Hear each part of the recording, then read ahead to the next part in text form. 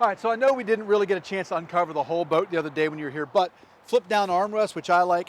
Really, really nice wide seating. The bow's long enough. I mean, I'm 6'2". I mean, it's long enough where I can sit in the front really without any trouble at all.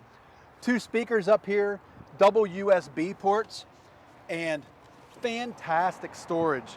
So this storage runs from here all the way underneath back to here. Now I've got the cover stuffed in here right now, but just great storage. I mean, that's pass through all the way to the front.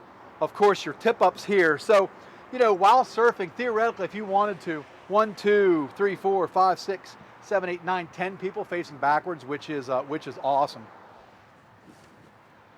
Good storage underneath all of your seats all the way around.